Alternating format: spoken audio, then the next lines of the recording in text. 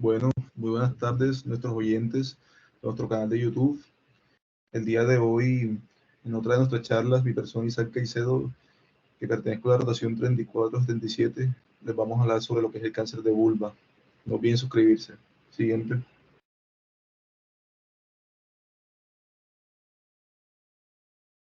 Entonces, generalizando un poco qué viene siendo el concepto del cáncer de vulva, sencillamente pues introduciéndola, esta es la enfermedad que afecta de forma concisa a las células de la vulva femenina. Y pues vamos a adentrarnos muy bien en cómo consiste este tipo de neoplasia. Siguiente. Entonces, abarcando cada uno de los conceptos que tenemos que tener muy claros dentro de esta charla, primero que todo empecemos. ¿Qué es la vulva? La vulva sencillamente es la parte extrema de los genitales femeninos, la cual se compone de los labios mayores, los labios menores, clítoris y uretra. Dentro de su embriología, la vulva pues se va a desarrollar dentro de la etapa embrionaria a partir de los pliegues genitales primarios y también junto a las prominencias sexuales. Dentro de su anatomía, un poco resumido, la vulva está compuesta por diferentes estructuras. Aquellas estructuras funcionan en conjunto para poder proporcionar una sensibilidad y protección para este órgano. Y dentro de su irrigación, pues esta recibe una irrigación sanguínea por medio de los vasos sanguíneos, garantizando así una adecuada nutrición. Siguiente.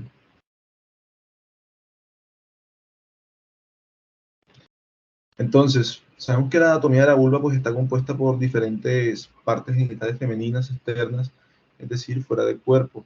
Entre ellas pues, incluimos lo que viene siendo el prepucio, el glande del clítoris, los labios menores, el cuerpo cavernoso, el bulbo del vestíbulo, la abertura uretral, los labios mayores, la abertura vaginal y también la abertura directa de la glándula de Bartolino. Siguiente. Profundizando un poco más su irrigación. La vulva pues recibe una irrigación sanguínea por medio de diferentes vasos sanguíneos para así poder garantizar su nutrición, como yo mencioné ahorita. Entonces, pues esta irrigación proviene de varias arterias, como lo viene siendo la arteria pudenda interna, la arteria pudenda externa, y pues estas arterias ramifican y forman una red de vasos sanguíneos, los cuales se distribuyen por toda la vulva. Entonces, pues esta arteria pudenda interna es una rama de la arteria ilíaca interna, la cual suministra sangre a los labios mayores y los labios menores, también junto al clítoris y otras estructuras de la vulva. Entonces, pues por otro lado, la arteria pudenda externa es una rama de la arteria femoral y también contribuye a la irrigación de la vulva. Y además de las arterias, pues la vulva también cuenta con una red de venas que drenan la sangre de vuelta al sistema circulatorio. Entonces, pues estas venas se conocen como las venas pudendas y acompañan a las arterias en su recorrido. Y pues la adecuada irrigación sanguínea de la vulva es esencial para poder mantener la salud y funcionamiento adecuado de este órgano externo femenino. Siguiente. Entonces, definiendo así muy bien el cáncer de vulva, sencillamente el carcinoma de la vulva es un tumor poco frecuente y por su frecuencia la experiencia de este tumor es bastante limitada. O sea, su conocimiento sobre este todavía le falta muchos, todavía posee muchos vacíos. Entonces, a menudo el diagnóstico se efectúa de forma tardía, después de meses de aparición de los primeros síntomas. Y pues generalmente en forma de un prurito crónico, es lo que refiere la paciente, y también se le añade posteriormente úlceras, tumores y sangrado o dolor. Y pues en ocasiones incluso tras varias consultas a profesionales médicos y tras diversos tratamientos tópicos. Y básicamente pues se distinguen dos grandes grupos o tipos de cánceres de vulva, el cual, o sea, está el que está relacionado con la infección por virus de papiloma humano, que aparece en células más jóvenes, y también está el relacionado con dermatosis crónicas, de apariciones más tardías en edades avanzadas, y pues la gran mayoría de los casos son de estirpe escamoso, y aunque pues son posibles con otras etiologías. Los dejo con mi estimada compañera María José.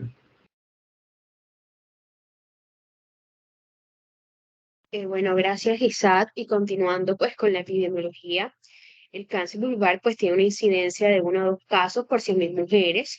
Representa el 5% de los cánceres ginecológicos. Tiene su máxima aparición en la posmenopausia entre los 65 a los 75 años, aunque pues recientemente se ha observado un incremento en pacientes más jóvenes. En las mujeres jóvenes la enfermedad invasiva está pues a menudo asociada con enfermedad preinvasiva, pues dependiente del papiloma humano. En las pacientes mayores aparece en un contexto de líquen escleroso, puede aparecer un contexto de hiperplasia de células escamosas o de neoplasia vulvar. Siguiente diapositiva. Con respecto a los factores de riesgo, pues tenemos que el hábito tabáquico pues, es un factor de riesgo para el cáncer de vulva. La combinación de este con lesiones vulvares pues, puede conllevar a un fuerte incremento en el riesgo relativo pues, de padecer esta enfermedad. Otro factor de riesgo, tenemos las pacientes tratadas con agentes inmunosupresores, pues presentan un aumento de riesgo de desarrollar pues neoplasias intraepiteliales de tracto genital y por lo tanto pues un aumento de riesgo de desarrollar cánceres pues en esta localización. Dentro de otros factores de riesgo tenemos el antecedente de cáncer cervical que aumenta el riesgo de padecer cáncer de vulva hasta en un 40%. Tenemos también ciertos serotipos del virus de papiloma humano como el 16, el 18, el 31, el 33, el 35 y 51. Particularmente el 16 y el 18 pues se han relacionado con el cáncer genital. Eh, la presencia de verrugas genitales o de infección por genotipos del virus del papiloma humano pues tienen que ver con el cáncer vulvar y pues se ha asociado en un 3 al 17%. Dentro de los factores de riesgo, pues también encontramos la neoplasia vulvar intraepitelial de tipo usual no tratada, pues puede progresar esta a un cáncer. El líquen escleroso, pues que es una dermatosis crónica con cierto potencial maligno y pues se asocia a cáncer vulvar en uno de 2 a 5% de los casos. Siguiente diapositiva. Respecto a la histología del cáncer de vulva, el cáncer de vulva se origina en diferentes tipos de células de los tejidos de la vulva, como son las células escamosas o las células de las glándulas sudoríparas. Estas células malignas pues pueden crecer, se pueden multiplicar de manera descontrolada y así forman tumores en la vulva. Siguiente diapositiva. Pues continuando con los genitales externos, encontramos dentro de esto los labios menores, que son pliegues cutáneos, pues que limitan el vestíbulo vaginal. Estos van a carecer de tejido conectivo y son ricos en vasos sanguíneos, pues y fibras elásticas. Siguiente diapositiva. Bueno, los dejo con mi compañero.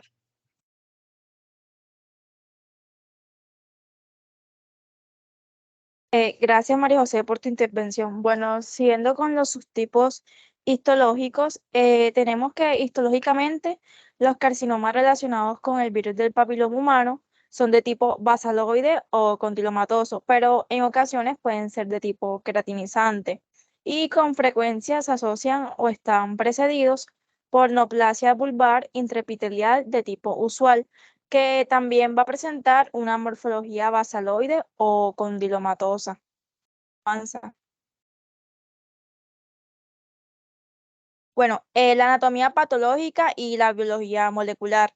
Macroscópicamente, el cáncer de la vulva puede ser ulcerado o nodular, con grandes variables de infiltración en la profundidad. En los subtipos condilomatosos y en los verrugosos, la lesión es predominantemente exofítica y en ocasiones de dimensiones considerables.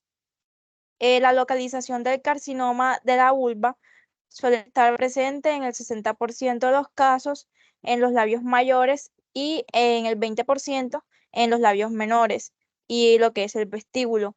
Y en el clítoris aproximadamente un 12% y 6% en el perineo. Esta imagen muestra un aspecto macroscópico de un carcinoma de la vulva de tipo verrugoso o condilomatoso en un estadio avanzado. Avanza. Bueno, la anatomía patológica y biología molecular. A pesar de estas observaciones, los datos precedentes de la biología molecular no se utilizan por regla general en una clínica asistencial, aunque probablemente lo hará en un futuro no lejano, como ya está sucediendo en otros tumores de los órganos de la economía.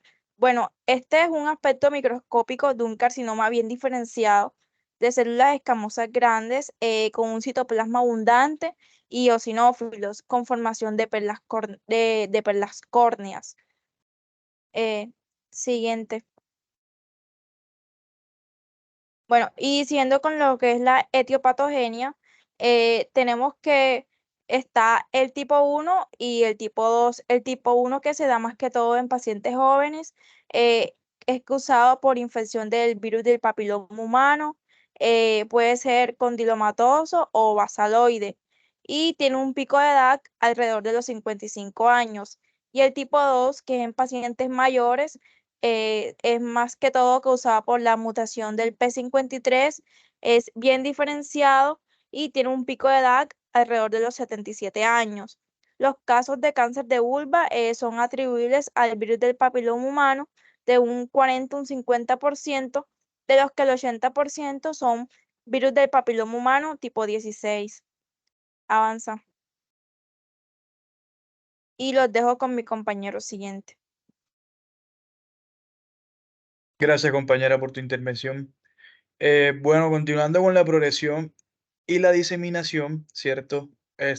Vamos a tener que el cáncer de vulva se disemina por los mecanismos clásicos de crecimiento local y extensión a órganos adyacentes, ganglios linfáticos regionales y en menor medida una diseminación hematógena, a sitios distantes. ¿Qué pasa? Que la extensión por continuidad se realiza con lentitud. Dejado su evolución espontánea, el cáncer se extenderá progresivamente a las estructuras vecinas, incluyendo lo que es el recto y la vejiga. La extensión a estos órganos representa un reto terapéutico muy claro y cualquier diseminación más allá de los ganglios inguinofemorales se considera metástasis a distancia. Además, la zona clitoridea y la zona superomedial de los labios menores puede drenar directamente a los ganglios inguinales profundos e incluso a los ganglios pélvicos, especialmente lo que es la zona clitoridea, obviando el escalón inguinal. ¿Qué pasa? Que estas observaciones son de vital importancia para entender las posibilidades de la diseminación linfática. Y pues con respecto a la esquemita que estamos viendo, eh, ¿qué pasa? Que el drenaje linfático de la vulva, esos los linfáticos que provienen de la parte posterior, van a los ganglios inguinales superficiales.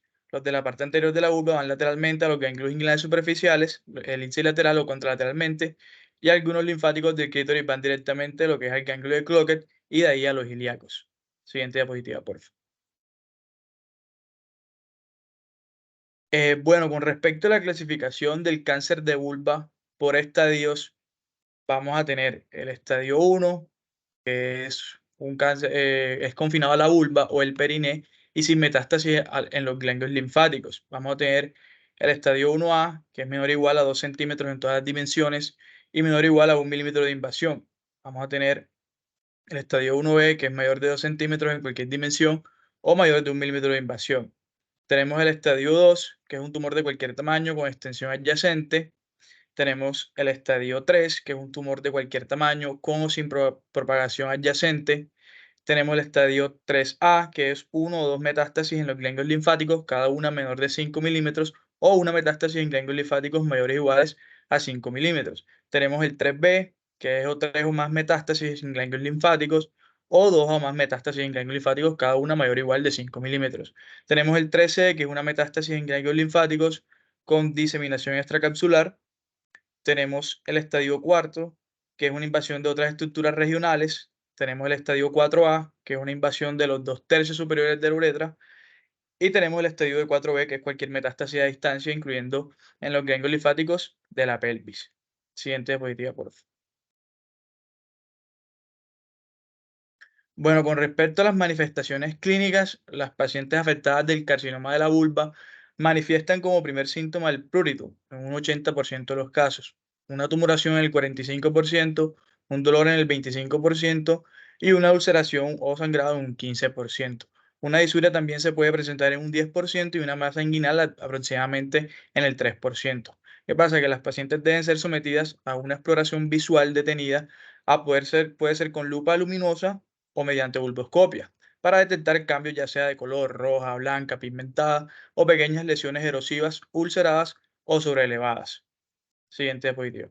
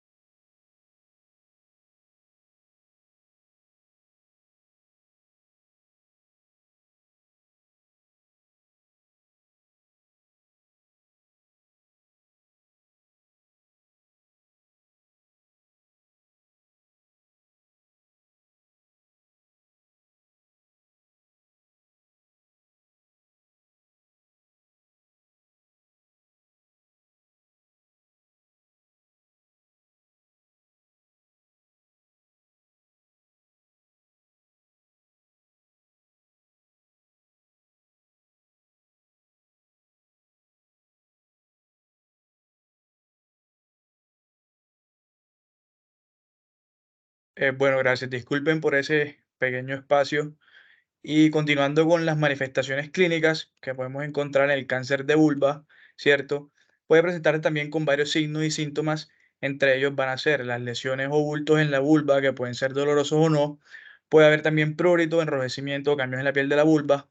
Puede haber dolor o molestia al orinar. Puede haber sangrado vaginal anormal. Puede haber exceso de secreción vaginal.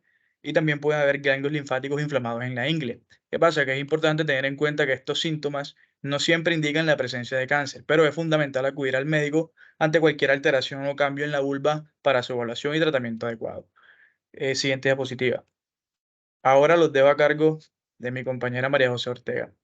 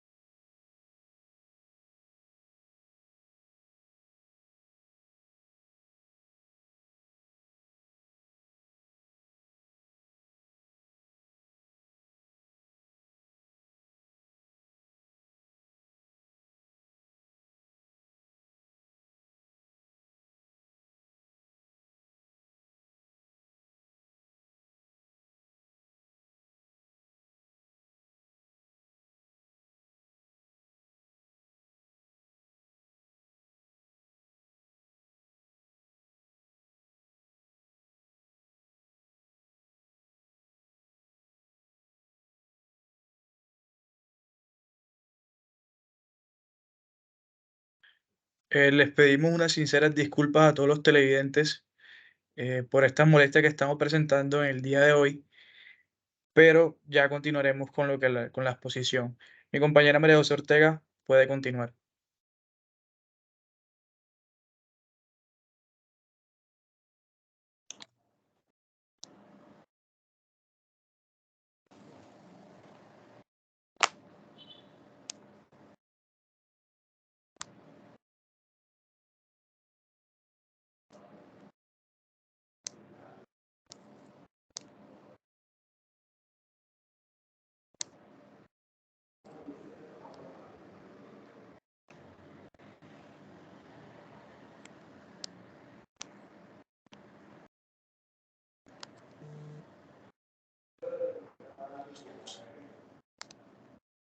Bueno, continuando con lo que es el diagnóstico, es característico el retraso, que en ocasiones se debe a la falta de consulta por parte de la paciente y en otras a la falta de criterio médico. Para la detección temprana es indispensable un alto grado de sospecha y hacer biopsia ante cualquier lesión vulvar poco clara. La observación de cualquier zona sospechosa obliga necesariamente a practicar una biopsia, el punch dermatológico de Keyes previa anestesia local, y es muy utilizado.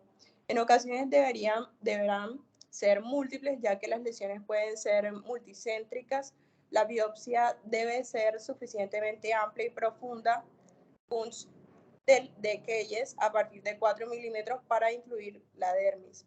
El sangrado suele ser escaso, fácilmente controlable mediante solución de sulfato ferroso, nitrato de plata, electrocoagulación o puntos de sutura. Dado que las lesiones escamosas intraepiteliales del tracto genital inferior pueden ser multicéntricas, en los casos de neoplasias vulvares intraepiteliales debe realizarse también control colposcópico del cuello uterino y la vagina, así como citología cervical y biopsia si fuera preciso.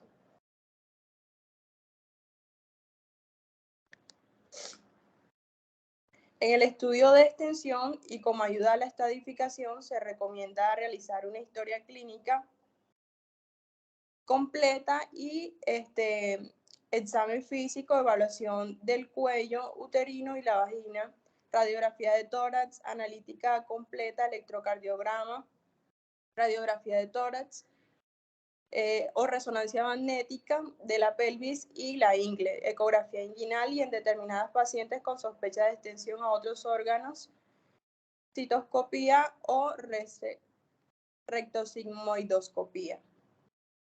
La resonancia magnética, por su alta resolución anatómica de las estructuras perineales, permite una adecuada valoración de la extensión local del cáncer de vulva y ayuda en la valoración de los ganglios inguinales, por lo que constituye una herramienta adecuada y cada vez más utilizada para un correcto estadiaje del carcinoma de vulva previo a la cirugía. En casos seleccionados como con enfermedad locorregional avanzada puede resultar útil la tomografía por emisión de positrones para descartar diseminación a distancia.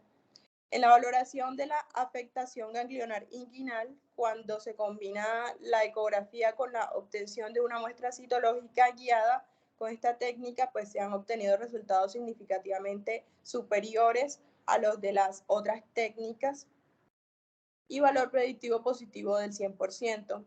Antes de la cirugía, la evaluación de los ganglios inguinales mediante ecografía parece justificada, ya sea como exploración previa a la biopsia o para seleccionar el tipo de linfadectomía más adecuada.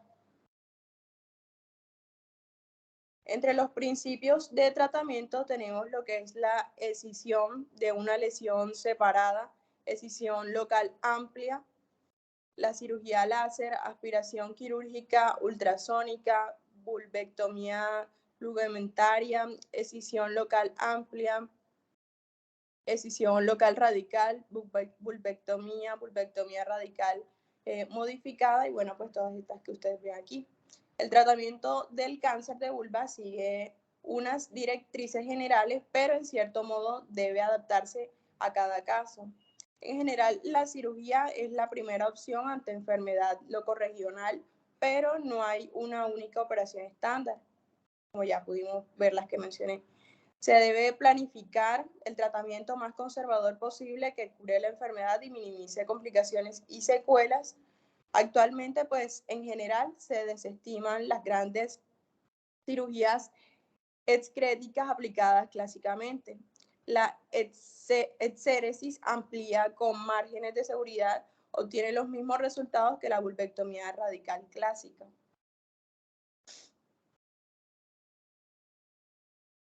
Y bueno, en cuanto al tratamiento del cáncer de vulva inicial, tenemos que entendemos por cáncer de vulva inicial los tumores confinados en la vulva periné sin sospecha clínica de afectación ganglionar con un previo estudio de imagen.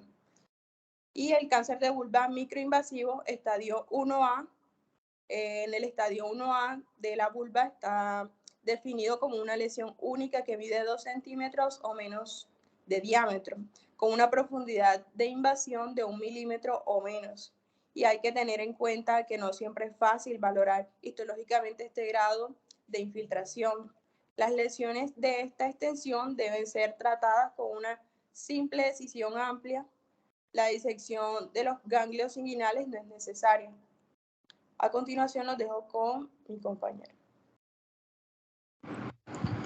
Bueno, hablando de lo que sería el tratamiento de la lesión primaria, para disminuir lo que es la morbilidad, hoy en día pues se planifican varios tratamientos conservadores, como es la vulvectomía radical. Esta pues sin comprometer lo que sería el pronóstico y pues con buenos resultados para nuestros pacientes tanto funcionales como estéticos.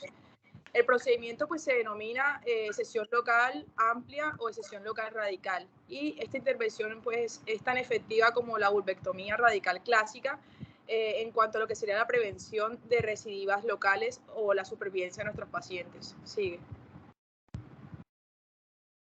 Bueno, el manejo de los ganglios inguinales afectan, tienen implicaciones pronósticas de primer orden, además pues que la recurrencia conlleva lo que sería una alta mortalidad, por lo que pues el abordaje de la ingle es un elemento pues esencial de doble significado, tanto de estadificación como de tratamiento en el manejo pues del cáncer inicial.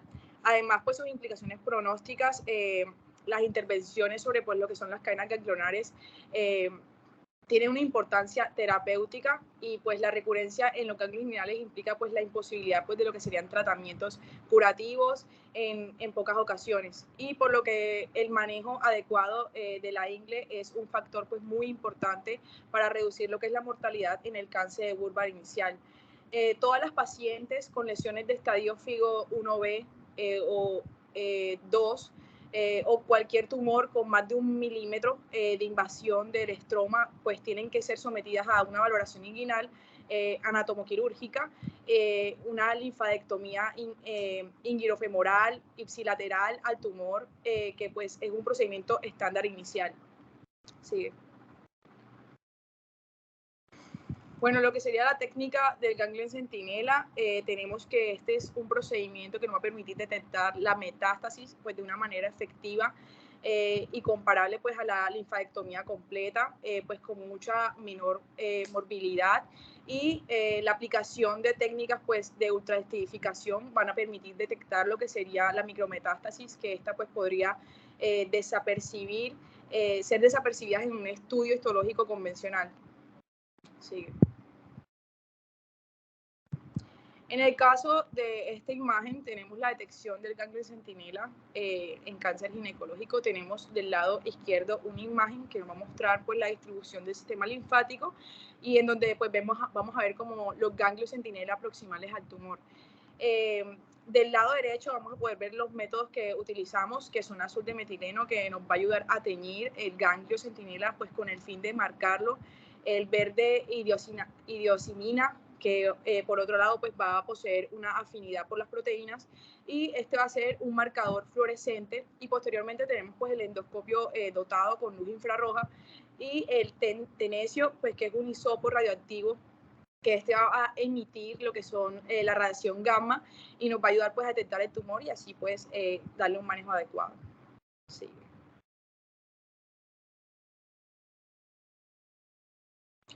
En el caso de la disección inguinofemoral, en cuanto pues, al procedimiento de la disección inguinal o a la linfectomía completa, pues se ha recomendado que deben ser extirpados ambos ganglios, tanto los inguinales como los femorales, dado pues que una sola disección pues, de los ganglios inguinales está asociada pues, a una más alta incidencia en lo que son las recurrencias inguinales, y los ganglios femorales están básicamente pues, situados mediante la vena femoral o en la fosa ovalis, y no hay necesidad pues, de extirpar la fascia lata pues, para disecar los ganglios femorales.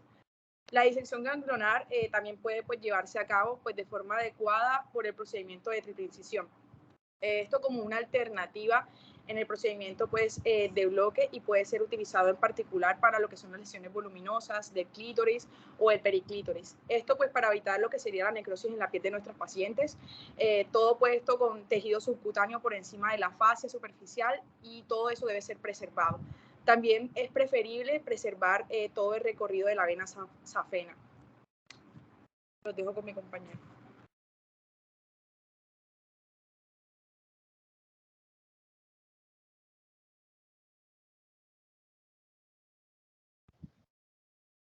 Gracias, doctora Daniela. Bueno, siguiendo con la temática, vemos que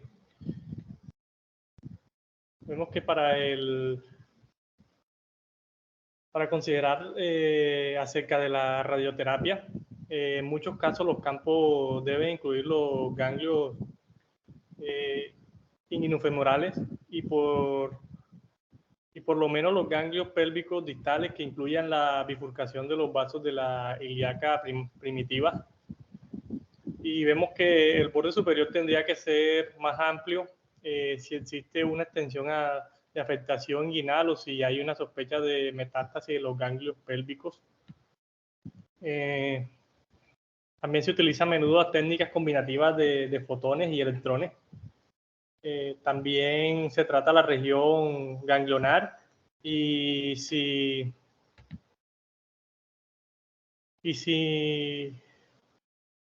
o sea, sin esto no dosificar cabezas femorales, sin embargo el tratamiento debe incluir completamente ambas cadenas, la inguinal superficial y la profunda en las pacientes que sean muy delgadas y que para evitar así la infradosificación. Después de la disección ganglionar con metástasis, pues se lleva a cabo por microscopía y esto después se le da una dosis de 50 en 1, 8 y 2 por fracción suele ser suficiente. Si hay múltiples ganglios positivos, pues, y si hay una evidencia de diseminación, pues entonces la dosis puede alcanzar los 60 y la enfermedad residual macroscópica puede requerir también entre 60 y 70. Siguiente.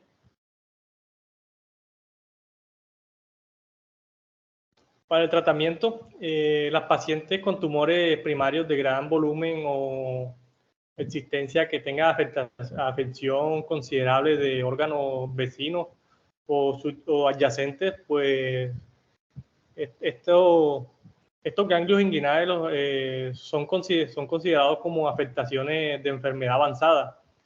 Y aproximadamente un tercio de las pacientes con cáncer de vulva presentan la enfermedad con etapas avanzadas. Podemos distinguir dos situaciones clínicas diferentes de la enfermedad, pero esto, aunque esté avanzado, todavía no hay una limitación a las estructuras anatómicas locales o regionales. El tratamiento de enfermedad avanzada plantea un auténtico reto, aunque nuestra época ha avanzado mucho, esto es un gran reto para la medicina a día de hoy y debemos plantearnos varias preguntas. ¿Hasta dónde está extendida la enfermedad?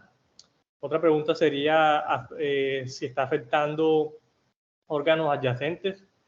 Y también otra pregunta podría ser ¿afecta a las cadenas ganglionares o inguinales o las pélvicas?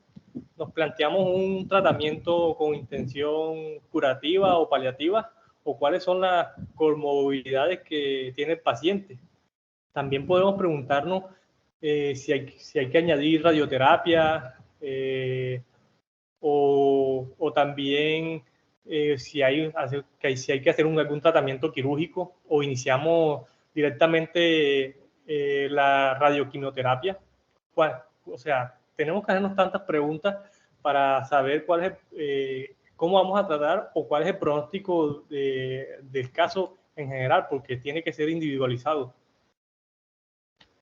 Entonces la cirugía debe ser a menudo muy amplia y la extirpación quirúrgica son márgenes adecuados de la lesión y esto puede afectar estructuras importantes como la uretra, el ano, además de dejar grandes defectos anatómicos.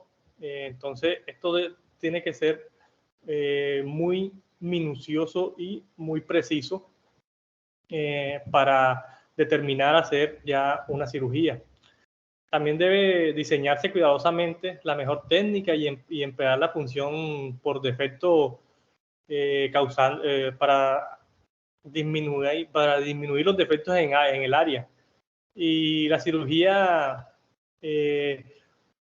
puede ser apropiada en casos seleccionados y consiste en una vulvectomía. Puede ser, tiende a ser radical y en otros casos parcial. Además, una linfadectomía inguinal bilateral seguida de la reconstrucción oncoplástica de esta. Y si no hay ganglios inguinales sospechosos, se puede llevar a cabo una linfadectomía bilateral. Si el examen final histológico revela ganglios positivos, debe llevarse a cabo una radiación adyacente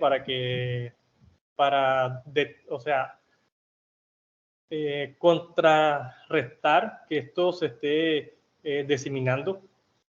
Y también podemos, por otro lado, también podemos decir que la cirugía tras radioterapia comporta también un problema de cicatrización. En cualquier caso, resulta un reto terapéutico y de difícil abordaje. Siguiente.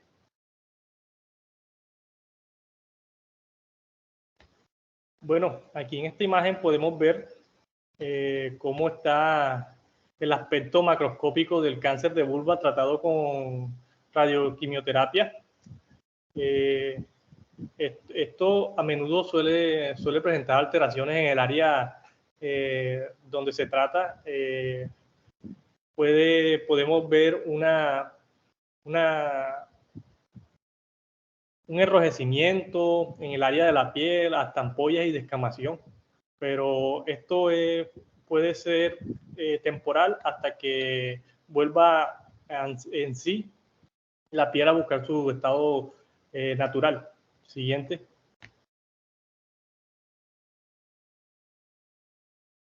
Bueno, y aquí hablando sobre el melanoma, vemos que aproximadamente el 3% de todos los melanomas están localizados en el tracto genital y el melanoma de la vulva se presenta en 5 a 7% de los cánceres invasores. La enfermedad puede afectar también las mujeres de todas las edades, pero es más frecuente en la población de mujeres mayores con una media más o menos de edad de 70 años o más, y más del 90% de estas aparecen en mujeres de raza blanca. El pronóstico es pobre y de un rango cercano al 10 al 63% a los 5 años, y siendo estos los melanomas cutáneos estos los más frecuentes, y la recurrencia varía entre un 42 y un 70%. El tiempo medio de la recurrencia es de 1 año y tiene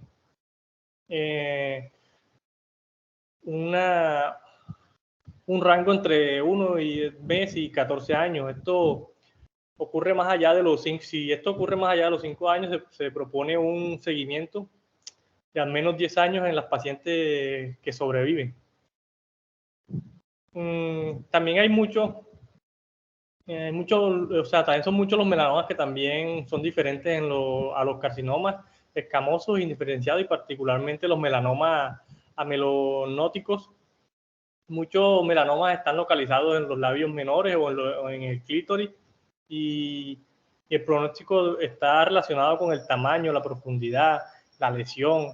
Si el melanoma es superficial, se puede presentar una placa circunscrita pigmentada de color variable. El melanoma nodular es pigmentado, marrón, oscuro, o puede ser negro, y puede estar ulcerado y puede hasta sangrar.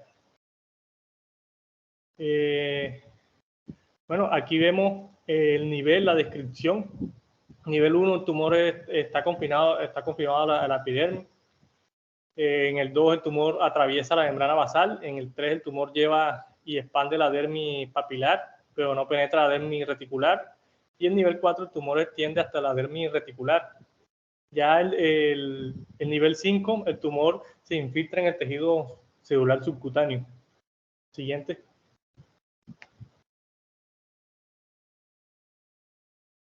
Bueno, aquí vemos la clasificación La clasificación de Clark, que no es otra que es para determinar hasta qué profundidad está el melanoma.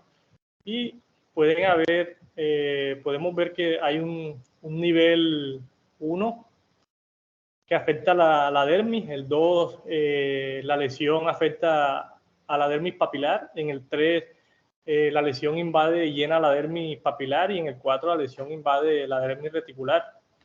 Y pues hay que estar muy enfocado en la localización, si la enfermedad es local o ya tiene metástasis, la metástasis ya es distante. Siguiente, bueno, los dejo con mi compañero Cristian Viloria, que les hablará más sobre esto. Bueno, muchas gracias a mi compañero Fran.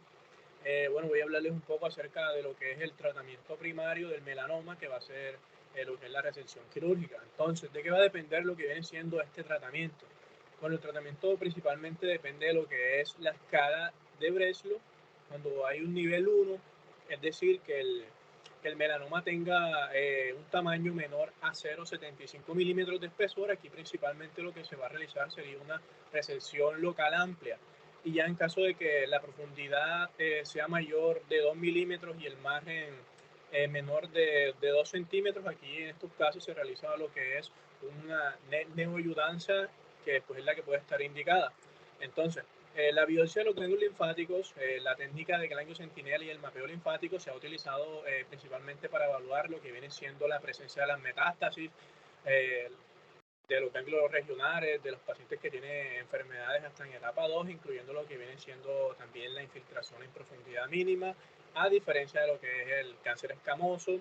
Entonces, cuando nos encontramos ante lo que es un ganglio centinela que sea negativo, hay un consenso que nos dice que no es necesario realizar nada más. Y en caso de que nos encontremos en lo que es un ganglio centinela pero que ya sea positivo, no se conoce el beneficio que aporta lo que es la disección ganglionar completa. Entonces, a continuación voy a decirles de lo que habla lo que es el índice de Breslow. Entonces, en primer lugar, habla que cuando hay un espesor, hay un espesor igual o menor de 0,75, también cuando hay un espesor de 0,76 a 1,5 milímetros, y cuando hay un espesor de 1,51 a 4 milímetros, y también cuando hay un espesor mayor de 4 milímetros. Pasa, por favor. Y bueno, aquí tenemos lo que es el carcinoma de células escamosas. La epidemiología con respecto a esto, pues se da principalmente en las edades 65 y 85 años. Este pues, vendría siendo el primer grupo de los pacientes, los cuales se van a ver afectados por este cáncer. Y de 45 a 55 años viene siendo el segundo grupo. Y también los pacientes que tienen lesiones por el virus del papiloma humano. Entonces, hablando de lo que es la etiología está relacionada con lo que es el virus del papiloma humano, especialmente con lo que vienen siendo los subtipos cancerígenos, el tipo 16, también aquí entra lo que es el tipo 18, y el 50% de estos tumores son positivos. Otros factores de riesgo que también pues entran en lo que vendría siendo la etiología son el tabaquismo, la precocidad en el inicio de las relaciones, también las personas que tengan antecedentes de ITS. Pasa, por favor. Y bueno, siguiendo con lo que es la clínica, es importante saber que en el 50% de los casos los pacientes suelen ser asintomáticos, y en el otro 50% pues, pueden llegar a presentar una serie de sintomatologías, como lo es el prurito, también irritación vulvar, el dolor vulvar asociado con el tumor, también la lesión vulvar exofítica o la endofítica.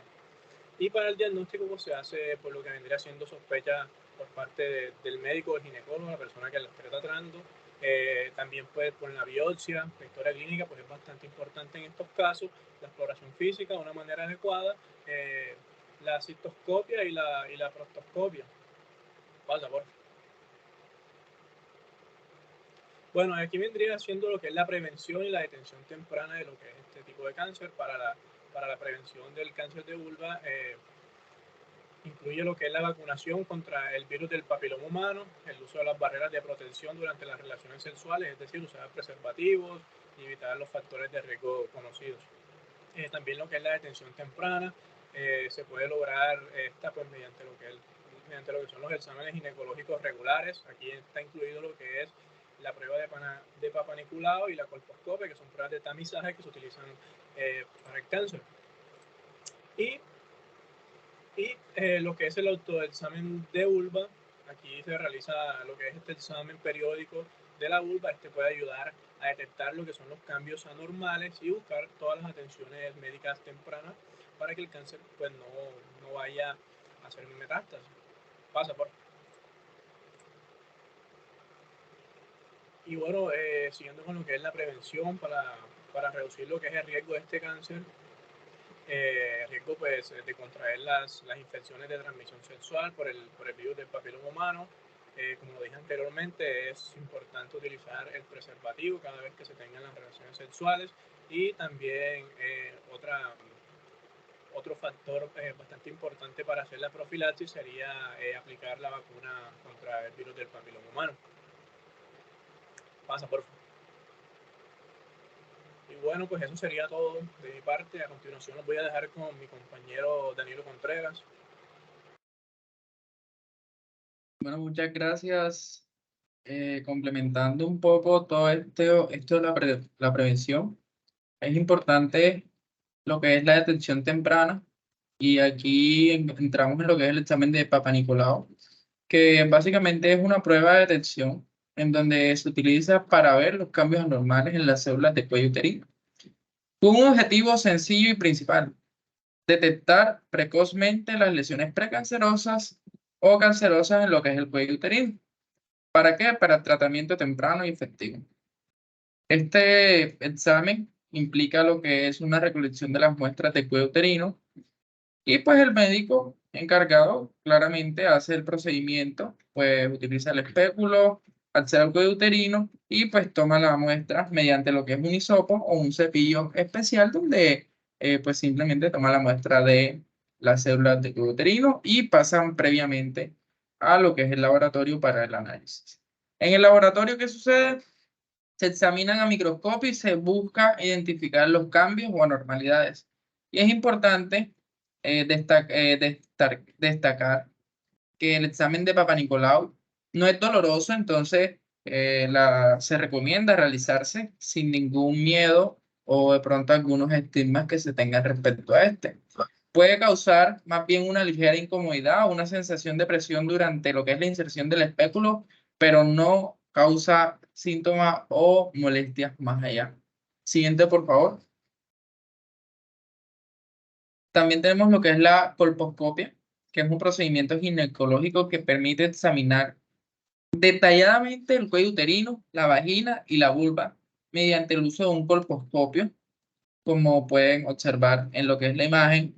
Y este básicamente es un instrumento similar al microscopio que utiliza una luz intensa y un lente de aumento, y pues proporciona lo que es una visión ampliada y aumentada de los tejidos. Va a permitir identificar cualquier alteración o anormalidad. ¿Cuál es el objetivo principal de la colposcopia? Es detectar y evaluar los cambios precancerosos o los cancerosos en el cuello uterino u otras áreas de la zona femenina. La colposcopia es especialmente útil en lo que son los casos que el resultado del examen de Papa Nicolau, el que ya hablamos, es anormal o se sospecha presencia de lesiones precancerosas. Es decir, si tenemos un examen de Papa Nicolau positivo, vamos y realizamos la colposcopia para pues, terminar de concretar esta sospecha. Después de la colposcopia, es posible que se experimente un ligero sangrado vaginal y se recomienda más bien lo que son las relaciones sexuales y el uso de tampones durante unos días, simplemente como por precaución. Y estos resultados se analizan en lo que es el laboratorio, y ya el médico lo va a discutir con el paciente en la consulta. Siguiente, por favor. El autoexamen de vulva, como la mayoría de los autoexámenes, no es lo mismo que un autoexamen de mama, que de pronto es más fácil de identificar. pero nada como que la paciente se examine, se conozca a ella misma y se analice de tal forma que evite o pues conozca lo normal. Y en caso de ver algo anormal, inmediatamente preocuparse y consultarlo con su ginecólogo. La vulva no debería tener llagas, no debería tener crecimientos y no debería tener verrugas genitales. La vulva, pues básicamente, la mujer debe autoconocerse y autoevaluarse. Es una invitación que se le hace a todas las mujeres, sin importar su edad. Siguiente, por favor. ¿Cuáles van a ser los cuidados posteriores? Es necesario lo que son los cuidados posteriores, después del tratamiento, realizar un seguimiento médico regular, llevar a cabo un buen estilo de vida saludable para prevenir que la recurrencia y mantener un estado de salud general adecuado. El manejo del cáncer de vulva implica un enfoque integral que incluye asistencia médica, apoyo emocional, terapia y rehabilitación, y el estilo saludable, que es adoptar un estilo de vida saludable como una alimentación equilibrada, ejercicio regular y evitar el tabaquismo. Puede ayudar a mejorar lo que son los resultados del tratamiento que se disponga. Siguiente, por favor.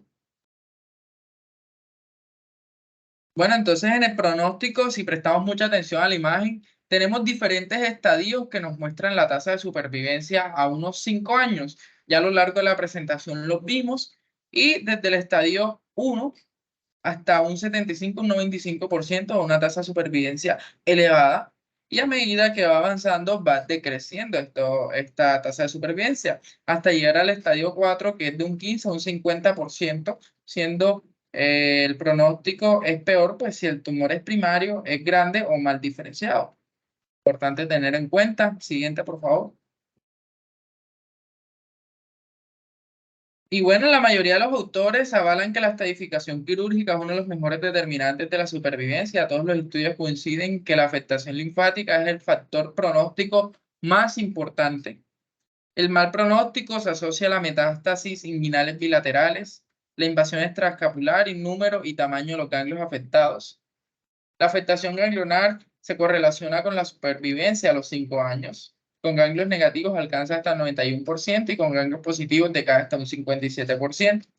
La supervivencia específica por enfermedad es similar a los pacientes con 2 o 3 ganglios metastásicos. La supervivencia específica a los 5 años es del 62%, pero es significativamente mejor en pacientes con solo un ganglio positivo. La supervivencia cae al 69% cuando el tamaño de la metástasis supera los 2 milímetros, 94% si la metástasis es menor a los 2 milímetros.